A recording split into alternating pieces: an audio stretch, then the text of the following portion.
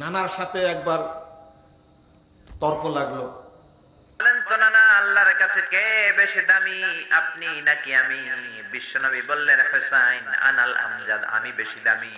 হুসাইন বলল, নানাজি আমি মানি না, আনা লা ওয়াফিক, আমি মানি না নানা।